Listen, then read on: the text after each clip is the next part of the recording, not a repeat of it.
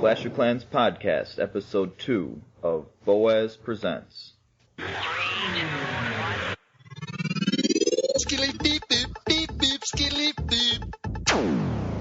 And I am back with the Clash of Clans for the fans in the stands. This is Boaz, and I've got another interview episode for you today. I've got an overwhelming amount of positive feedback about the interview series so far, so I just want to let you all know how much I appreciate all of the support and the suggestions that you've been giving me, so definitely keep those coming. This interview is going to be with Tyrael, the well-known YouTuber, forum luminary, and possibly the most highly regarded farmer in the game. He has some amazing insight here, so if you like the last one, you are really going to love this. So without further ado, here is the much-anticipated interview. Alright, I'm here with Tyrael from the clan Lunar Rising. Welcome, Tyrael. Thanks for having me. So the first question I have, I guess, I wanted to ask you some things about, your life outside of Clash, but first of all, how about a little bit about who you are in Clash, your clan, your achievements, things like that? In Clash of Clans, I'm a fully maxed Town Hall 10. I farmed my entire base, everything of it. I have the capped gold grab. I haven't capped my elixir escapade because I never raid for elixir. And I have approximately 11.2 million heroic heist. Nice. And a little bit about your clan, Lunar Rising. Lunar Rising was, in the very beginning, it was Bonby as a cat. Then it changed to Golden Sky, and now it's Lunar Rising. It's home to people like Daddy, and a lot of people some people might know from the forums, like Tim the Enchanter, and Dan, and a bunch of other people. Very cool. Over the years, it's been home to people like Supercell Steve, Tinkerbell, and a bunch of other people. Wow, Supercell Steve. I didn't know they mingled with us mere mortals in the game. Yeah, he was here for Golden Sky for a little while. Cool. But he was supposed to move with us, but he's not here anymore. All right. Well, how about outside of Clash? A little bit about, where you live, what do you do, things like that. I'm in New Jersey. I'm in my early 20s. I work several jobs, and I take a few classes. So part-time college student, more close to full-time work. Nice. And what about hobbies outside of Clash of Clans? Hobbies outside. One of my biggest hobbies right now is my YouTube channel. Mm-hmm. I actually just renamed it so I can play other games as well. It used to be the Clash Machine, but now it's Tyrael Gaming. Oh, okay. I did notice that change. All right. And so, speaking of other games, what would you say is your favorite video game of all time? Favorite of all time? I don't think I can pick a favorite. I'd compare World of Warcraft to heroin. I don't play it right now. I am going to eventually go back, but I'm going to try and keep it in moderation. Uh-huh. The one game I have always been able to play, it's been about 12 years and I still play it, is Diablo 2. Diablo 3 was good, but Diablo 2 is the one you can always go back to. And that's actually where I got my name Tyrael from. He's an archangel that helps you throughout the story. Well, you preempted my next question. So, from the game Diablo 2, and I have heard a lot about that game. I've seen people who play that for years and years. Okay, well, now you alluded to the fact that you capped your gold grab, and you have 11.2 million heroic heist. So, what would you say is the bigger feat? 2 billion gold grab or 11.2 million heroic heist? I think they're about equal, actually. I guess I'd have to go with the gold grab, but they're pretty close because Dark Elixir is a little bit easier to get, but you have to get it at a higher trophy range. So they're about equal. Nice. Well, do you have any idea why there is a cap on the gold grab achievement? My best guess is that they saved it as a integer in the computer programming, and it would be 32-bit, which can only go to 2.147 billion, so they decided 2 billion was a nice number to stop it at, since they can't go much higher. Ah, interesting, because it seems so arbitrary, like why not, 9.9 billion or something, but that makes a lot more sense. Alrighty, so yeah, you have famously maxed out your base, farmed full defenses, heroes, walls, everything. So once you reached that point where you had nothing else to upgrade, how would you say the game changed for you? It's a lot more relaxed. Like, right now I'm working on Unbreakable, the 5,000 defense wins, and I really don't have to log on for that. I log on, drop my trophies, log off, but I am going to be part of the Twitch Turbo. It's sort of like YouTube All-Stars for people on Twitch. Okay. It's a trophy push, so I'm going to be jumping right from 0 trophies to like 3,600. Wow. So I can basically do whatever I want and not worry about resources. So it's a lot more relaxed and a little bit more fun. Nice. Less gameplay, but more fun. So between maxing out your base and maxing out your gold grab itself, how much time was there in between there? I started in the late fall of 2012. I started really seriously playing like every day in January 2013. Oh, sorry, go ahead. I finished it in July 2014. So that's basically the time scale. So you finished your base in 2014, then you finished your gold grab like maybe a couple months after that? Yeah, I had farmed so much of my base before they even added profiles to the game that I didn't even need that 2 billion gold to finish maxing out my base. So I actually went back afterwards and got it. So now that you're at this point of, there's no way to record your goal, I'm assuming you have max resources in your storages, there's no way to record how much you farm in terms of gold and no way to improve your base anymore. Do you get anything out of farming now? Do you still enjoy it at all? Well, I am going to finish my Elixir Escapade eventually, probably in the next few months after the Twitch Turbo. So that is what I can still get from that. Until there's new content, I don't even really have to farm, and I probably won't. Mm-hmm. And so you mentioned going for your Elixir Escapade. Are you going to try to max out your Heroic Heist achievement? No, that would take years. I didn't think so. If it takes me 6 months to get like 11 million, no way. I don't think anyone can max that out. Do you know what the cap is for that? It would probably be 2 billion as well. Oh. Yeah, never mind. I mean, there's one guy who's up around 20 million right now. I don't know why he's still farming it.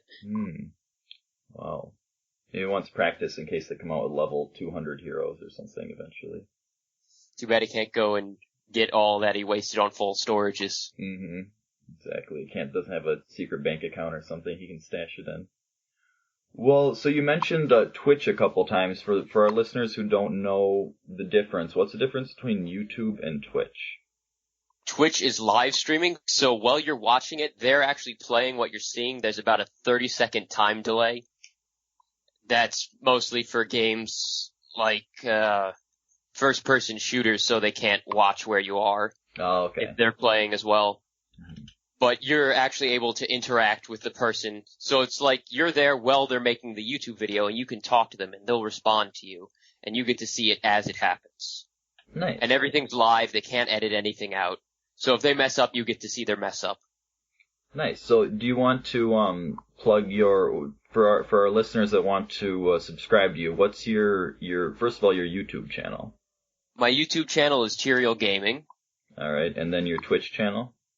My Twitch channel, I don't have Twitch up right now. I'm waiting till I move next week, maybe 2 weeks from now, and then I'm going to get the better internet. I don't have good enough internet to stream right now. It takes a lot of bandwidth. Yeah, I would imagine. But it is Tyrael_Rising, so they can check that out once I've got it up and running.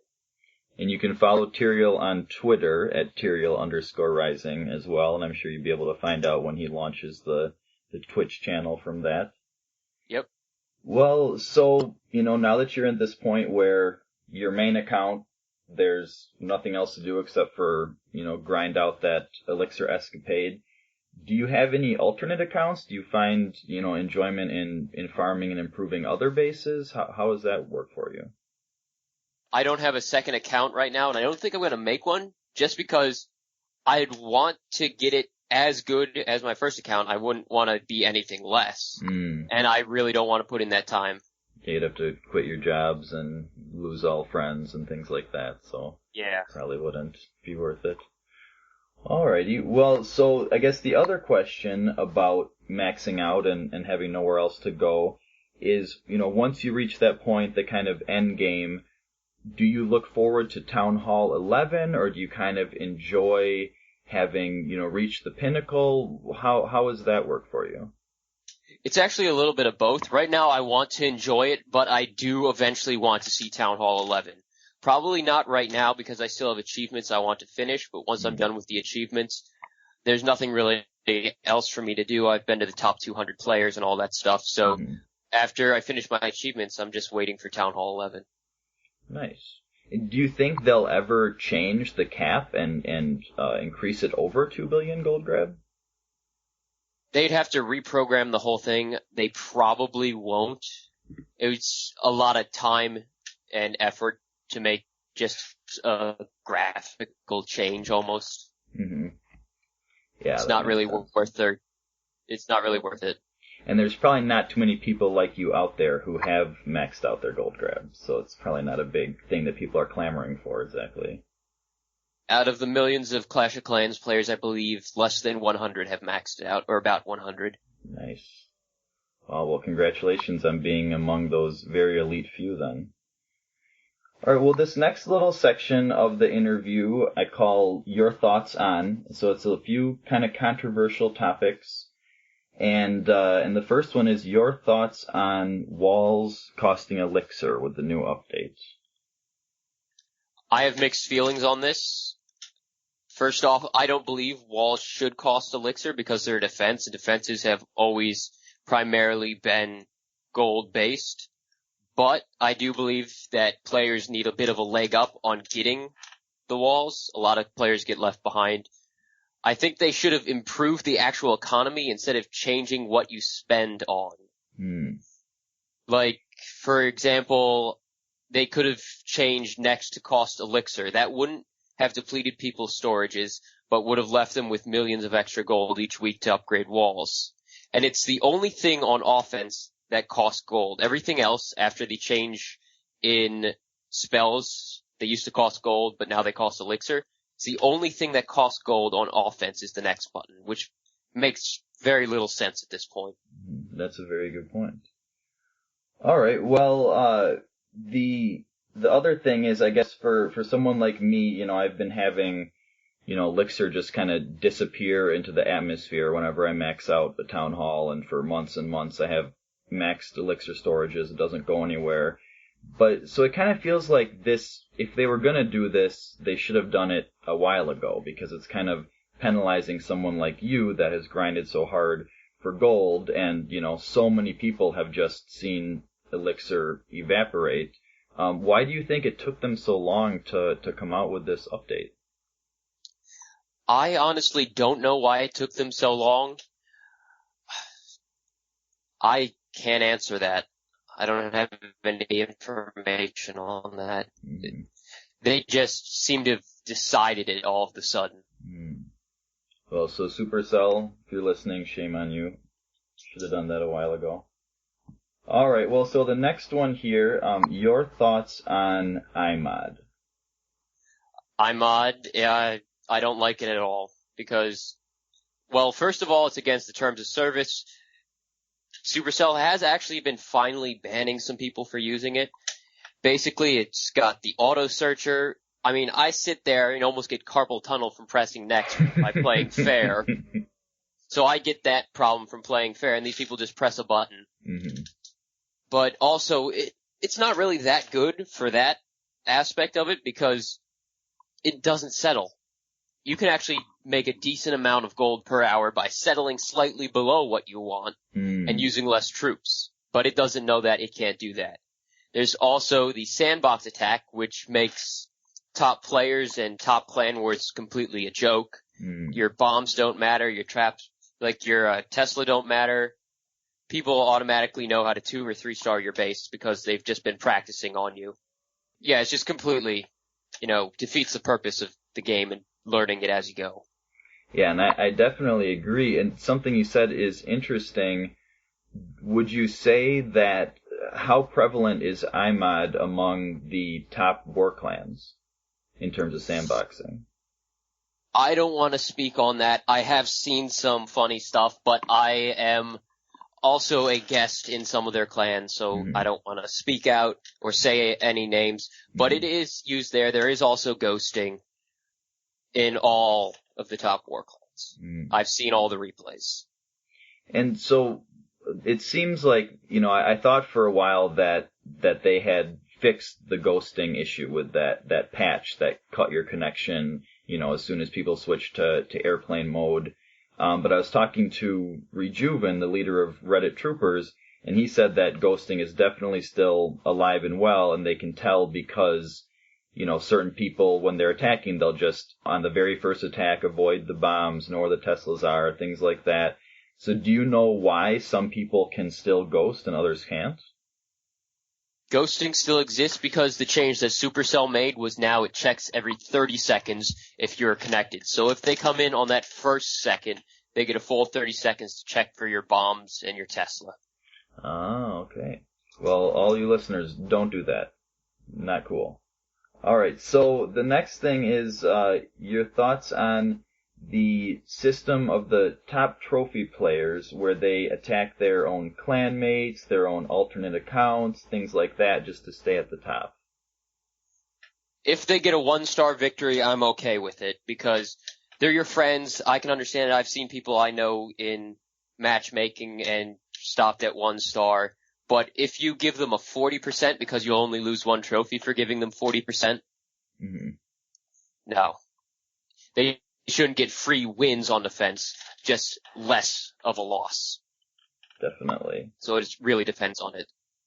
And so how much do people earn, and how worthwhile is that top spot where people are way up there, and because I know the top 20 or so players, or, I don't know what exactly, top 50, they all kind of have this process. So is there any value? Are they, what level of achievement do they have by staying up at the top of the trophy ranks? I feel it's mostly a pride thing. When I go trophy pushing, I really don't want to drop. I want to keep going. And I eventually force myself to drop and get back to what I was doing. Because there is no real benefit from it other than seeing yourself on the leaderboards and advancing your clan in the ranks. So the next one here, your thoughts on Town Hall 3 and 4 and that kind of range, sniping their way up to champion. I mean, that's fine. It's kind of lost its meaning because so many people do it now. But I have no problem with people doing that. I mean, people are putting their town halls outside so they get that 1-star shield. So I guess the Town Hall 3s, 4s, 5s, whatever are actually helping them. That's a very good point. So I got no real problem with it. And so what would you say is kind of the level of achievement for someone? Because some people, are so proud of themselves, and some people are so in awe of people that are champion at a Town Hall 3 or whatever. How impressive do you think that is to make it to champion as a tiny town hall? It was originally impressive. It's slowly getting less and less impressive. And eventually it'll just be, common. There'll be like several clans full of people like that. There's already that Town Hall Sniper clan. Yeah. So when I see it, I'm not in awe anymore. First time I saw it, I thought it was cool.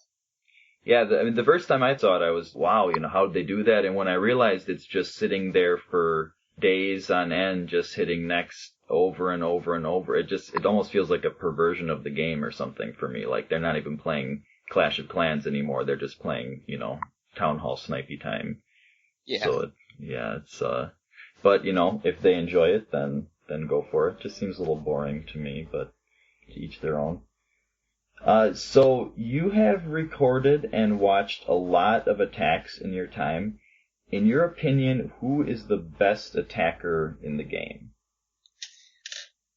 It depends on the army. If I was going to pick a Go Wipe attacker, it might be someone like Shrek in Ice Ice Baby. He got some 3 stars there. He's one of the top Go Wipe players. Toby K is the top Go Wipe player on YouTube. Some of the top hog users would probably be Paulio from Farming Kings or Nima from In the Dark is up there too. And let's see. Balloonian Players is probably Ed. I don't know if he's in UN or Quantum's Web. I think he's in Quantum's Web still. There's, Clash with Ed. I haven't watched much of his YouTube, but I've seen it. And also Air Lolo and I believe it was Gregson were both number 1 with balloons, so they'd probably be up there at the top with those.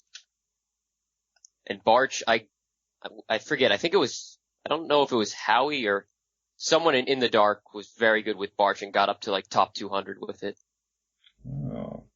So, outside of the Sky family and the Rising family, what clan would you say you respect the most? Respect the most? That's a difficult one, because I respect a lot of clans. I don't not respect any clan unless they give me a reason to disrespect them. So of all the clans that are impressive or clan families, is there one that is kind of above and beyond and stands out there as just whatever, they do things the right way, they're so good at clan wars or so good at trophy pushing or so good at farming or whatever it may be? Or how about this? What would you say is the farming clan that you respect the most? Farming clan I respect the most. Whew, I don't even know. I can't decide. It might be Farming Kings or In the Dark. Alrighty. Just because I visited both. Mm-hmm. Overall, the clan I guess I could say I respect the most is a pop-up clan that happens every few months, Forum Elite. Oh, okay. Where the forum pushes together. That's always fun. Everyone always has a good time. And so what would you say in terms of the top, the best war clan in the game? Ice Ice Baby, hands down. They haven't lost a single match. They were actually banned from the game. Pretty much every single one of them was banned from the game for 2 days or not 2 days, I think it was 1 day, following a war made in Turkey. And they were trash talking each other back and forth in their clan descriptions, and they got banned for a full day. They came back with 4 hours left again in their war with King's Rock. It was 0-92, and they came back and won 95-92 in 4 hours. Wow. I follow on the forums the leaderboard where it has, the most wins, and it's been kind of Reddit Troopers and Team YOLO, kind of, back and forth at the top up there. But when I was talking to Big Head Nell from Ice Ice Baby, he was pointing out that for them it takes so much longer to find a matchup than for a lower clan, where there's a bunch of similar level clans, and Yep. And then also that they had their first war ever was, they formed a different clan for it, and so there's a few different reasons why they're, behind those other clans. But yeah, it seems, I tend to agree with you just because I feel like there's probably no clan in the game that could beat them, whereas the other guys, it's just, the clans they happen to get matched up against. Yep. If anyone's going to beat Ice Ice Baby, it's going to be either In the Dark or Farming Kings, and that's going to be a while in the future. When I was in Farming Kings, it would take I would visit them and war with them. I did 2 wars with them. It would take a minimum of 6 hours to find a match. Wow. We got lucky on the second one and found one instantly, but unfortunately we were trying to get paired with In the Dark, and it was not In the Dark that we got paired with. Yeah, they seem to have a pretty long-standing rivalry, Farming Kings and In the Dark. There was a while ago a bit of a controversy that some of the people in Farming Kings got banned, and there was a little bit of mystery swirling around that. Do you have any kind of insight into what happened in that situation? I think it was just the trash talk back and forth in the clan descriptions, and someone got reported and all the co-leaders got banned because one of them put up one message that Supercell didn't like. Do you know what the message was? I do not know what the message was. Okay. One of the great mysteries of Clash of Clans. What was that message? But yeah, I've heard a lot of people say that they think In the Dark is probably the next best war clan, and considering that Ice Ice Baby has beat them 3 times now, Yep. Seems like it's kind of they've definitely claimed the spot at the top there. Well, so what would you say is the best trophy clan in the game? Best trophy clan. Now that's it. Okay, I could go back and say Forum Elite again because they pushed, but best trophy clan. Now, Ice Ice Baby is plenty impressive that they keep their trophies that high while still warring. Yeah, that's crazy. I don't know. I can't really pick one anymore. I used to like the Bond v Canada in North 44 and Quantum's Web, not Quantum's Web, Quantum's Rage, always at the top. King's Rock has some people I know in it, and I guess I'd pick King's Rock then, if I had to pick one of the top 10. Cool. Well, so let's see here. So yeah, you kind of talked about Golden Sky and Lunar Rising and stuff. So another big question that I've always wondered, and I have heard various rumors and things, but I've never been quite sure. Why did the Sky family split? I'm not going to go into too much detail on that, but there was some arguing. One particular person felt that they were being threatened, but they were one of the leaders. Some people generally didn't like this person, and this person refused to step down as leader, and the original leader was not too happy with it. Eventually after a bunch of arguing, Golden Sky decided to split off, and Violent Sky immediately came with it. Then my clan, Crimson Sky, came along with, because I was going with Golden Sky. And then eventually Imperial Sky came with us, but now Imperial and Crimson, who became Fury and Majestic, are back off on their own again. Oh, okay. So it sounds like the main issue, the thing that really decided it was some kind of interpersonal issues, but can you confirm that kind of the genesis of the whole argument was the question of whether or not to ghost raid? Yes and no. That's sort of like the straw that broke the camel's back, maybe. But it wasn't the sole reason. Okay. And so which of the two groups was pro-ghost raiding? Which of the two groups was anti-ghost raiding? The ones that left were anti. Okay. Well, that's what I thought. All right. Well, big props to you for being against ghost raiding. We're on the podcast very critical of that. All right. So of the different, parts of Clash of Clans, clan wars, farming, pushing, what would you say is your favorite part? Pushing is my favorite, but that only lasts a few weeks before I get frustrated or bored or run out of gems. Mm-hmm. Other than that, clan wars. Definitely. All right. So that's interesting that possibly the most famous, well-respected farmer in the game, farming is the third favorite part of the game for him. So, speaking of clan wars, what do you feel about them adding that? What were your thoughts when that first came into the game? When it first came out, anyone from Crimson Sky would have immediately been able to identify that I did not like the idea of it. I didn't like the idea of making Go Wee Wee or Go Wipe armies twice every other day in the middle of my farming armies for a chance to win. Mm-hmm. But I actually started to like it because Crimson Sky was actually a very good war clan. We didn't get paired with too many top clans. We got paired with some top 50 clans, maybe not like top 10. Mm-hmm. And we actually did get paired with top 20. And the only one that could beat us was Nod and Los, the top 20 clan we got paired with, and Farming Kings. We actually warred against Farming Kings once, and they thoroughly beat us. I would imagine. Other than that, we won every single war after losing the first one.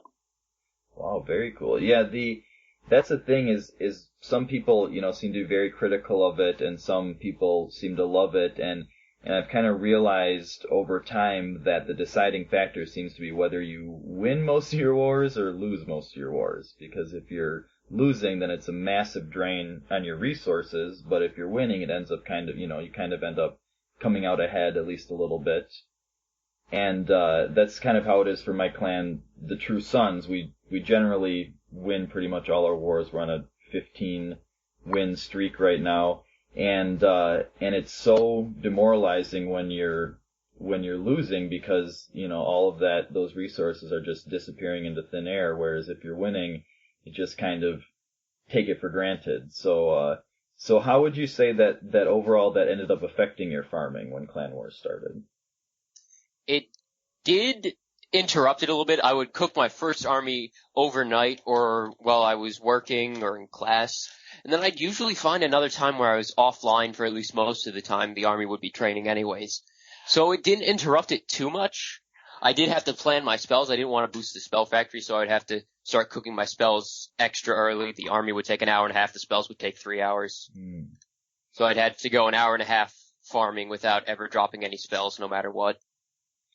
Why not boost the spell factory? I just didn't feel like spending the gems. I generally only spend gems when I'm pushing. Oh, okay. So that 2 billion gold grab, that's not a lot of boosting of barracks and spell factory and things that go into that? Virtually none. Wow. That is very amazing. Alright, so speaking of farming here, what would you say is your favorite composition for farming? Favorite composition? If I'm below 2600, it would be BAM, Barb Archer Minion. If I'm above 2600, it's Balloon Minions. And how far do you think Balloon and Minions can take you? Oh, as I already said before, Erlolo and Greg San were both number 1 in the world with Balloon Minion. And I don't remember if Ed got up to number 1, but he got up into the top 10 with Balloon Minion. Wow, that's awesome. So what would you say is the farming composition that you have the most fun with? Balloon Minion, definitely. Yeah. Alrighty. So my next question here is, you were playing the game for quite a while, obviously enjoying it just like all of us. What inspired you to start making YouTube videos? I just thought I'd been around in the community for a while. I'd done a lot of stuff, but I'd never recorded any of it. And there are all these YouTube videos up. There weren't as many YouTubers as there are back when I started, about just over a year ago. And there was still room for people to start a YouTube channel and get recognized. So I saw an opportunity there. So, we're having an update right now. They've been kind of leaking a few different things that are coming out, but just completely disregarding this update and what you expect in this update, what are the changes or the updates that you would most like to see? Something that gives you more control over your attack. Or more control over your defense. Like I recently put up the idea on the ideas and feature request subforum for a trap that distracts all troops within a certain radius when it's triggered. So every single troop will redirect from whatever it's targeting and try to kill that trap, but it'll only be up for a few seconds and only have a certain amount of health. So it'll temporarily pull things away from wherever it may be, like the town hall. So it might pull them out of the core and might last just long enough to mess up an attack. So you'll have to, as an attacker, compensate for that and be ready for that to happen and look for those open spots that it could be in and know where to attack from to use it to your advantage. To use it sort of like clan castle troops to pull you in rather than pull you away. Yeah. Yeah, I played another game where they had something like that, which was a hologram, and so the hologram would activate and all of your guys would converge on that, and then they'd find out that it actually wasn't. It was just a decoy. So what else? What other things would you like to see Supercell come out with? See, that's the main thing I want. Any improvements to Champions League, because Champions League's become a joke. I want to see an update where they're actually working to make it so iMod either isn't useful or can't be used, something like that. Something to make the gameplay more fair up there and less retarded, just less pointless.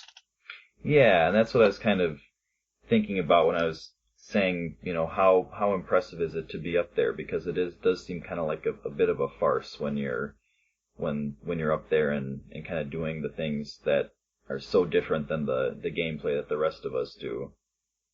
So overall, you said Champions League is currently a joke. So break that down a little bit. Why exactly is that? Let's see.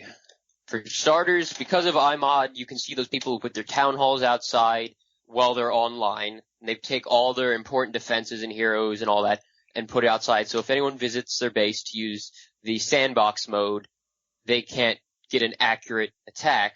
But sometimes you might get kicked off. I've actually found people and 3-starred them because their town hall and all their infernos were outside because they got kicked off while they were trying to defend against cheaters. There was also all these different cheating scandals, and I'm sure there's going to be more glitches and cheating scandals in the future. Like it started with Vizia staying online for like a month without changing trophies. That's when they added the automatic kickoff. So then people found a way around it. I think that was when Dream RZM was up there, and people were just staying online 12 hours, 24 hours, whatever, and only getting attacked once every now and then, even though they're supposed to get kicked off. And then the bigger one, we had that defense scandal where you had people, I don't want to be naming names now that they're not like the number one player. Like, you know about Vizzy and Dream RZM, that was a whole big thing. I'm not going to be listing all these people that use the defense cheat, but we know some clans that use it, they lost some reputation, and I've seen some sort of private messages from them, screenshots and stuff like that, where they're still promoting it within their clan. Oh, wow. And these people were able, and actually Kamal explained it, and he explained it with no shame, that they would just log in, they would be able to log in and kick off whoever was attacking the base. So the person would automatically lose.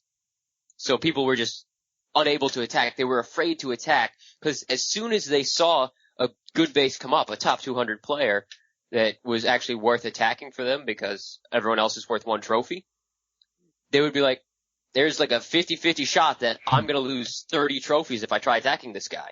So why even bother? So people would actually throw on the 2-day shield and the 1-day shield. You don't get the 1-week shield in Champions League. So they would shield themselves for 3 days, hoping that Supercell would fix it in that amount of time.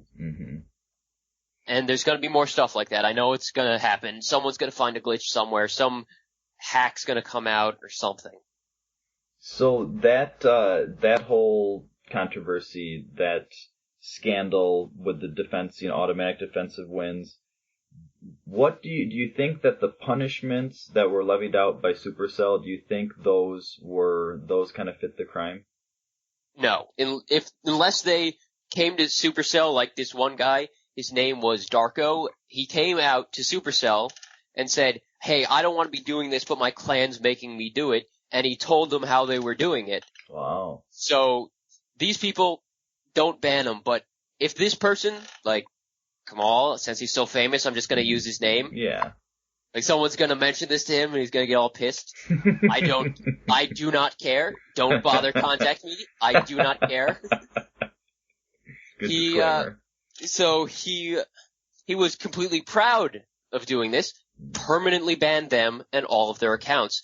No other game producer, no other gaming company would put up with this BS. People cheating on their game to gain an advantage and then touting themselves as being great because they're doing this. It's a permanent ban. Any other game, you would never be able to log on again. But Supercell only doled out 2 to 14-day bans. Anywhere between 2 and 14 days. So that is a really great point. There are a lot of different things that go on that are just blatant cheating that people are aware of, that for whatever reason Supercell seems to ignore and let people get away with. Why do you think they're so lenient and they just turn a blind eye to so much cheating? I don't want to sound sort of, I don't even know. It's so depressing, but it's probably due to the fact that their revenue is also heavily involved with these people. Not just top players. Top players are a small percentage of their revenue now. I did the calculations at one point, taking the total number of champions and Supercell's total revenue and all that stuff. They have that information where you can access it. It's been leaked plenty of times. And I calculated how much people would have to pay every day in Champions League to be the majority of their profit. And there's no way people are spending $900 a day each. So the majority of it's coming from people in Masters League and lower. So it's not even these top players, but there's so many, maybe 1 million players breaking the terms of service, cheating or using a bot or using iMod or something like that. And if they ban all these people, they'll actually notice a dip in their profits. So their profits ride on these people still playing. They're just going to dole out short bans and hope the player doesn't cheat again, but still pays them. So you say that, with that kind of calculation, the $900 a day, that nobody's going to be paying that. Do you think there's anybody out there that pays that much? And how much do you think is the most that someone pays for this game? I've talked to a lot of top players and been in a lot of top clans, visited them or had visits from players in top clans or have them on Kick, Messenger, or whatever. And the highest number I've seen quoted is about $150 to $200 a day. Jeez. I don't think anyone really goes much higher than that. Okay. Because I guess you can spend a lot when you're getting your base up to max, but then once your base is fully maxed out, there's not really that much to keep spending gems on, I would think. So there's probably just not much need for more than that. You think that's why it is, probably? Yeah. Okay. Supercell's more interested in the continuous revenue, the boosting, the gemming troops, not gemming upgrades. Gemming upgrades is a one-time thing. Mm-hmm. Each new player that does gem, sure, it's a little bit more, but they need something continuous. Mm. So you'd say their primary source of income is the barrack, hero, spell factory, stuff like that, boosting that as opposed to the people that gem out their walls and their defenses and things? Yeah. It's the boosting and the instant finish. Most of them actually, in the top players, just instantly finish it instead of boosting. They don't even bother, trying to save money. Mm-hmm. They don't even bother trying to save money, trying to cook their troops a little while they're searching. Mm-hmm. They just instantly gem it when they get back. They could actually save a lot of money if they started training their troops before they left their base. Because their armies would be done when they got back. They wouldn't actually have to gem their troops at all. They'd only have to gem spells. That's actually how I work it when I'm up around 3,800. So I only have to gem spells and boost my heroes. So if it would be so simple, and I totally agree with you, to just do the boosting instead of the instant cooking, which I've definitely looked at the difference there if I need to do a clan war attack but I'm in a huge hurry or whatever, the monetary difference between boosting it and just instant finishing it. Why do you think there is such a major disregard for the money up there? I mean, since anyone can see that you save so much by boosting instead of instant finishing, why don't they do it? I guess it would mostly be the fact that maybe that's how it's because it's how it's always been done up there. That's how all the other players do it. That's how they do it. They don't even think about it. Maybe they don't know that troops cook while you're searching. Even if you're in the clouds, they will cook unless you return to your base before finding a raid. Mm-hmm. Or maybe for some people it actually is a point of pride that they spend so much and can throw around that much cash. People are always talking about, I spend this much, I spend so much, I spend more than you. Good for you. Interesting. And so that's a really interesting dichotomy, because down here with the little people like me and, the vast majority of players, the use of gems is kind of, there's like a stigma, like, you're a gemmer, you spent, you didn't farm that, you spent gems on that, blah, blah. And it's a huge, point of shame to be using gems. So that's fascinating that then you get up to that level and people are proud of doing something that everyone else is so ashamed of doing. Huh. So would you say that the majority of people up there are, extremely wealthy then? Not the majority. I think the majority spend just a moderate amount. They're average to above average pay. Mm-hmm. So they can drop a few hundred, maybe 100 a week or something, might be average. And as you get into the top 200, how much you have to spend drops off dramatically. Interesting. Because it takes so long to find a base that you can attack much less times. So say you're gemming armies every time you find a raid at 3,400, 3,500, you're spending tons of money. You might spend $200 in a week. Then you get up to 3,700, you can only find bases fast enough that you spend $100 a week. Then once you get into the top 200 at like 4,200 trophies, I mean, you might raid twice per 6-hour shift, maybe, unless you're one-cupping it. And even then, it's only a couple raids because you're only finding them every like 20 minutes. Mm-hmm. So you just can't raid fast enough to spend as much as you used to. So what is your trophy record? 3,860. Back when I got that was top 200. That was back in March. Nice. I may go for 4,000 next week, though. I may, depending how much it's going to cost me. All right. Well, so then, like you mentioned that it gets frustrating up there, and I mean, for most people, it gets frustrating as you're even approaching champion because it's starting to get so much trickier, small cup offerings and things like that, and just harder to find raids and stuff. And so, how frustrating is it, and in what ways is it frustrating as you near 4,000 trophies? Well, the most prevalent one that everyone talks about is the clouds, the fact that there is no one to attack. There's no one who's offline and not shielded. So you have to sit there waiting as the little magnifying glass spins for, 10, 20 minutes. And then a base will come up and it'll be worth 1 trophy, so it's not even worth dropping a full go wipe and level 40 heroes on it. Mm-hmm. So you're going to have to hit next and wait for the little hourglass again. And then you get your favorite little message, the unable to find opponent, try again. That's the point where the game's like, screw it, I can't find anyone. What do you want me to do? There is no one. That's the most frustrating part. The next most frustrating is that you have to win every single raid. Like in Masters League, you lose an attack, it's frustrating, but you're already positive again. You're past where you were before if you win 2 more attacks. Up here, you lose, you gotta win like 10 attacks to get back to where you were. And in that amount of time, you'll already be force kicked off and lose a massive amount of trophies because you're 90% of the time you're going to be attacked by someone below you, not someone above you. So you're going to lose like 20 to 30 trophies on every defense because everyone who's attacking you from below you is also maxed out. So everyone's just maxed out. You're getting hit from maxed out players from the top and the bottom. And you're attacking max players, so you have to win against that every single time.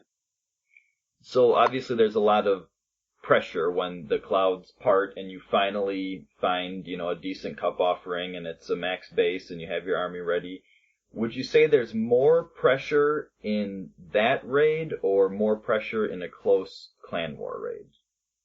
More pressure in that raid because you lose a clan war, your clan's not going to, drop ranks in like the leaderboards. But if you lose that raid, if you're one of the top 10 players and you lose you're going for a 1-cupping raid and you're in the top 200, you lose 39 trophies. You can actually, if you're close, you can drop your clan a whole rank. And everyone will be looking at you like, seriously? Especially if you get kicked off right after that and you lose another 39 trophies. Then you'll probably drop a noticeable amount on the clan ranking. Jeez. So that sounds extremely stressful. I don't think my blood pressure could take it up there. That's intense. Oh yeah, I've heard some stories from top clans where people lose several raids and they actually get kicked from their clan even though they're still in the top 20.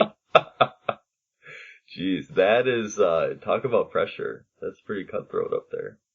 Huh.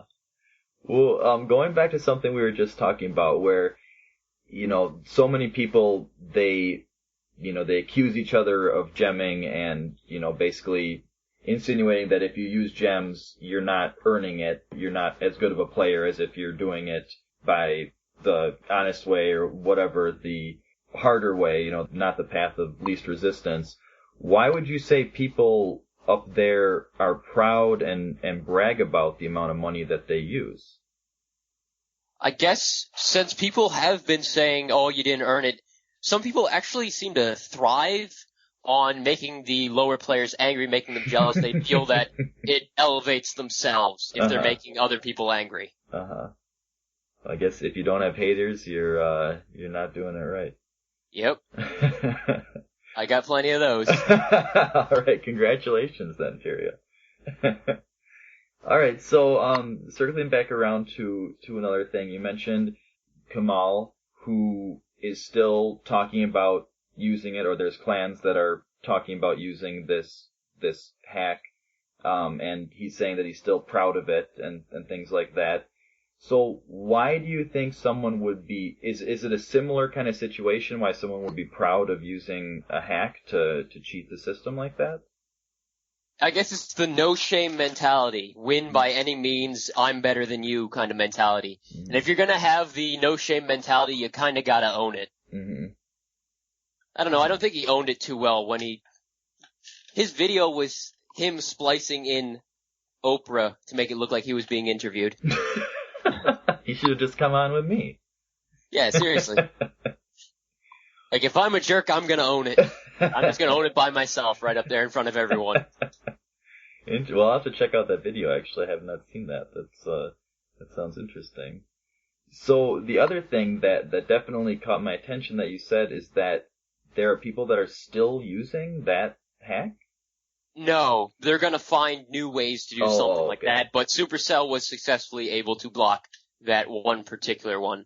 But I mean, people have already come out with the farming bot that automatically farms for you. What? Don't use it. Yeah, it automatically farms for you. People have posted videos where they're being attacked by this bot, where it perfectly places everything exactly the same distance apart, in exactly the same formation. Weird. And, I mean, they get attacked several times by people like this, and it's always the same exact attack, same exact troops in the same exact formation, same exact even amount of time that the attack lasts. Wow. So do you think that the person who's using it, they program that attack in, or it's just like they download this and it has this type of attack available? Do you know how that gets chosen? Judging from how other bots for other games work, I've had to deal with people who use those in other games. They just download it and it automatically does it for them. Just all pre-programmed. So there's really no skill involved whatsoever then. Nope. I have no experience with this one and don't plan to ever have experience with this one, but I would hazard an educated guess that they load up the bot program, then load up Clash, or vice versa, and then just sit their phone down and it just does it on its own. You kind of start to wonder what enjoyment someone gets out of that, like what pride there is in earning something without putting forth any effort. None. I guess any decent human would go back and look at their heavily upgraded base and think, well, I'm bored and I didn't earn this, so why am I even playing it? Yeah.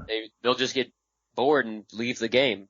So I guess in the end, for the most part, it won't be a big deal, except for, well, they're automatically farming and taking up all the resources. But in the end, you're not going to really see all these max bases because the players won't even know how to play the game. They won't even want to play the game. They'll have no idea what they're doing.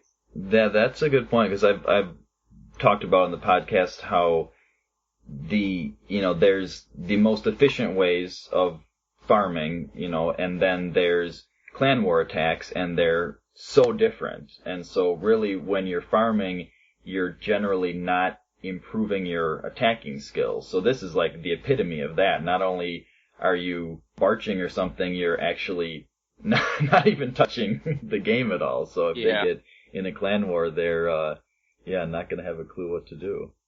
There's one thing about this, it seems to be localized to certain clans that everyone uses it, and you can see that this is an active or pseudo-active clan because there's tons of donations, thousands of donations going on, like several thousand per player per day. And it's probably just automatic donations, and it's like a self-sustaining bot clan. And there's 0 war wins, 0 wars ever attempted. They just sit and they all have the same, I believe it's 2001 trophy record. There was one clan like that. Every single player has a trophy record of 2001. Tons of donations, and they never wore. And that's where people were getting videos of them being attacked by these people. Wow.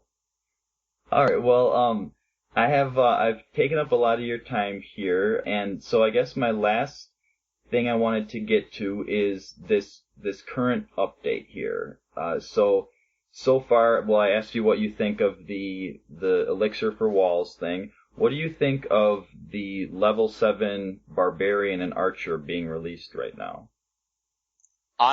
I think that's fine because they max out at Town Hall 9 right now, and we're Town Hall 10. We got a bunch of things that max out at Town Hall 10. Mm-hmm. Honestly, we're only missing a few things like the healer that's not maxed out at Town Hall 10. And I mean, the max level for something should be at the max Town Hall. Mm-hmm. So it just makes sense. And they're small troops. So if anything, it's just going to help the game overall.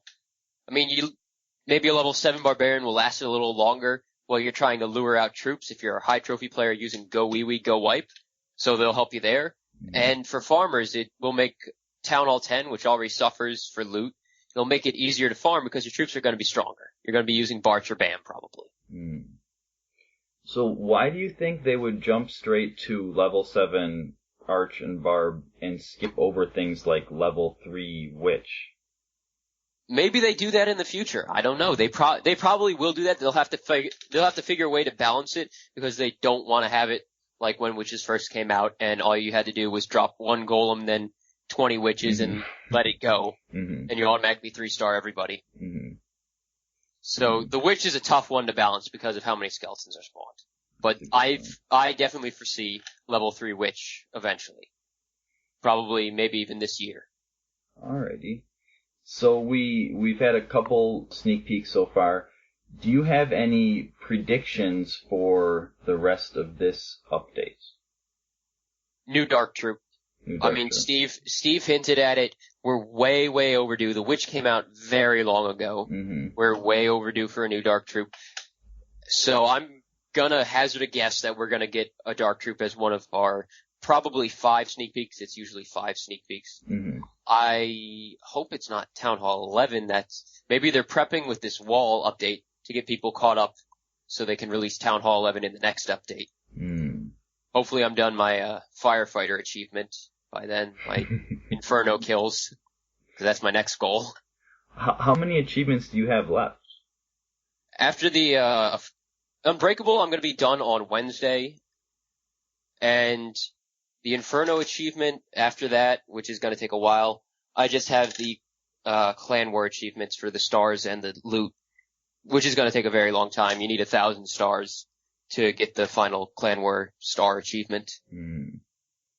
And I guess no matter how much you play, there's certain things where if you just play enough and play well enough, you'll get there. But the Clan War achievement, you can only do it every 2 days, and then you can only get a maximum of 6 at a time. So yeah, there's definitely a limit on that. How often do you guys war?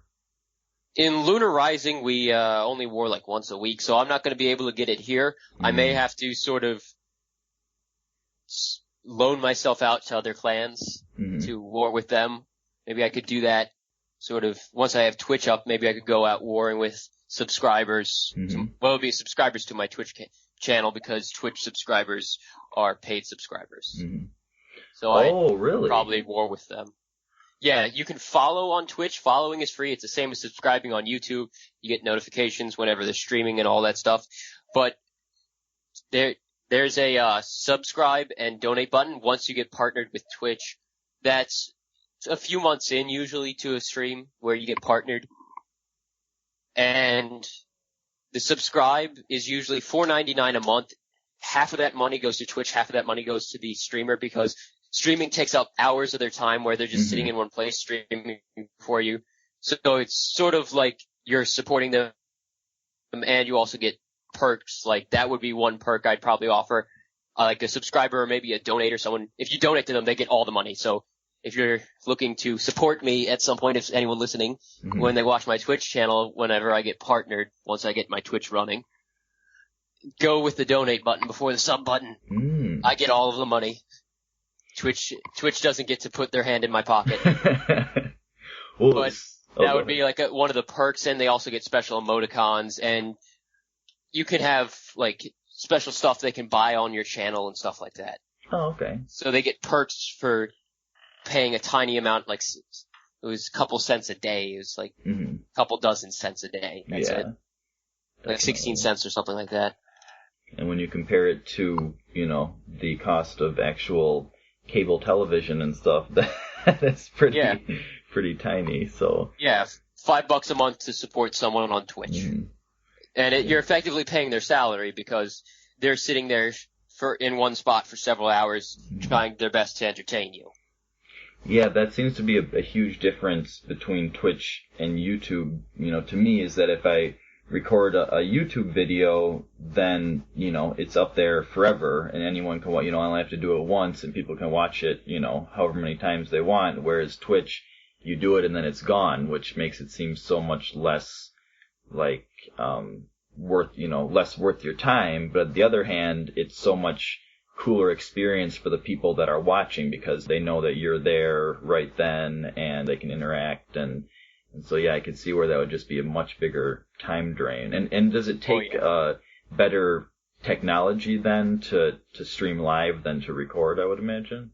Oh yeah, it takes a lot. Like you have to have a bunch of programs on your computer. You have to do hours and hours and hours and hours of setup just to get stream ready. You have to have better internet than I currently have. You have to have a very high upload rate to be able to stream in high quality without any lag because it takes it taxes your computer and your internet a lot to do streaming. You need I would use Reflector and OBS. Some people use BlueStacks, but BlueStacks is actually against the terms of service. You're not supposed to play Clash of Clans on the computer. Reflector is technically the only way to have your screen up on your computer, have your device screen on your computer, and stream it. But I've heard rumor, I think it was actually on the Twitch website, that eventually they want to develop a way to stream directly from devices. Oh, nice. That would be much better for me. Yeah. And I saw your video about the iRec app, and I got that, and it was just awesome to be able to do it all just from your phone. So it'd be kind of similar then to be able to just stream from your phone without having to go through jump through all the hoops that are involved in terms of external hardware and everything. Yep, I primarily use iRec now, basically because whenever I see something I want to record, like Carpe Diem, he's around 4100, 4200, and he's in Lunar Rising. Whenever he shares a really good raid and I want to record it, I can stop wherever I am. I don't have to be at home. I don't have to be around my computer. I can stop and record it right there, since everything's on my phone. The only problem I find with iRec is, at least for me, it's not properly deleting the videos after I record them. Oh. So the file size gets larger and larger. Eventually, I just delete the app, since I have copies of it on my computer by this point anyways, so I'm not deleting the videos. I'm not going to lose them. So I just delete the app and re-download it, which takes like 1 minute. And it just resets it back down to 8 megabytes instead of 3 gigabytes. Oh, that's a great tip, because I hadn't noticed, I haven't recorded enough yet that it got too huge, but my phone does seem to be slowing and acting a little funky and stuff, so I'll have to check and see how big my iRec app has got. Well, good tip there. Tyrael, you can subscribe to him on YouTube, which is Tyrael Gaming. Follow him on Twitter, Tyrael_rising. Go on Twitch and donate to him. You could subscribe, but donating is better. I don't have those buttons yet. I don't have the buttons for those yet. I haven't even done a proper real stream yet because I don't have the internet until I get a new apartment. So follow him on Twitter, and then you'll find out what his Twitch channel is. Yeah, it's the same as my Twitter, but I'm not streaming yet because I have to wait a little bit before I can get good enough internet. But as soon as I get good internet, I'm going to be streaming like 5 days a week or something. Nice. And just go ahead there and even follow. Following helps as well because it helps get the channel up there and out there and getting that view count up and get yourself. It would end up getting me partnered sooner the more followers I get. Oh, okay. Which would allow me to get subscribers and donators. Even if people can't spend money, that's perfectly fine. I'm not really out here to make money. My YouTube channel isn't even partnered. I'm actually looking a little bit into that. I'd have to change a lot of things with it because I use some songs. I'll have to fix that, but I've been looking into partnering it. But at this point, I don't make any money off this. This is a hobby, effectively, for me. Cool. So that making money off of it isn't my main goal, but if you ever want to send me money, do it through the donation button when I get one. Awesome. And a reminder that we now have a donation button on the podcast website, so everybody can keep that in mind also. So any last shout outs or anything else you wanted to say before we end the interview here? If I had to shout people out, I'd shout out my clan Lunar Rising, my friends back in Crimson Sky, and all the people who've dispersed out into other clans that originally came from the Sky family. And all the people that make the forum a better place, not the trolls, not the toxic players, the people that make it a fun place to discuss things. And definitely, I'd have to shout out to Unity Sharp, the one person I considered a true competitor in farming, and he's a better pusher than I am. He's freaking scary with Go Vape, Golems, Valkyrie, and P.E.K.K.A. He's 3-starring Town Hall 10s, up at 4,200, 4,300 right now. And he farmed his whole base as well. And he has completed all the achievements, right? Which you're working on, the Firefighter and the Unbreakable? I don't think he has. I haven't checked. Okay. I think he's more focused on the pushing rather than the achievements. I'm more of the achievement guy. Gotcha. So he actually made a clan for his guys in the Unity clans, that a lot of people may know them. Mm-hmm. He's the creator of them. He's up at 4286. He's in Unity Champions. Yeah, he does not have Unbreakable, but he does have Firefighter. That's impressive. 5,000. He's destroyed 5,618 Inferno Towers. Jeez. And he also capped Elixir Escapade. I can't even say that. It is a mouthful. But yeah, he's the one true competition I had back when I was farming. All right. Well, he's someone that I had been on my interview list, so maybe I'll have to get him on here sometime. Yeah, he's a good guy. I've been in some temporary clans with him. Nice. All right. Well, Tyrael, thank you so much for your time today. And yeah, definitely a reminder to everybody, go to the iTunes Clash of Clans podcast, clashofclanspodcast.com. You can tweet me at TrueSonBoaz, 42427Clash, clashofclanspodcast@gmail.com. And you guys all keep it clashy. And our outro song today is from Ares of Howling Wolf. Take it away, Ares.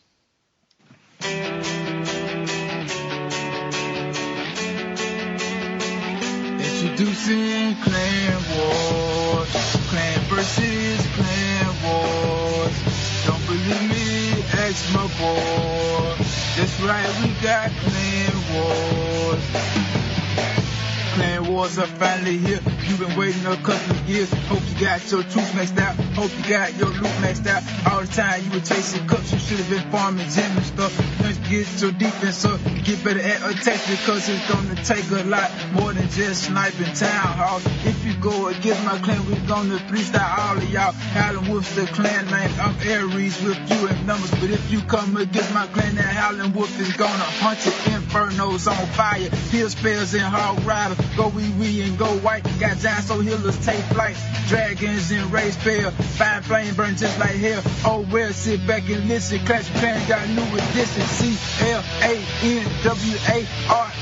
Now we're gonna really see which clans are the best. Clash of Clans, I'm the man. Got my iPhone in my hand. Prepping day is about to end. Come on, let the war begin. Got CC troops on ready to fight. Play Clash of Clans both day and night. Making lots of raids, no time for resting. Hope the servers don't lose connection. Got my heroes, got my spares. Kept off full, so all is well. Then base is best to wear, cause I'm powered up like Supercell. Clan Wars.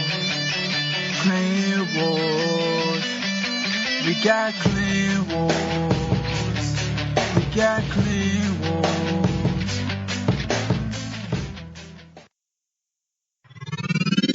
Skilly beep beep beep beep skilly beep.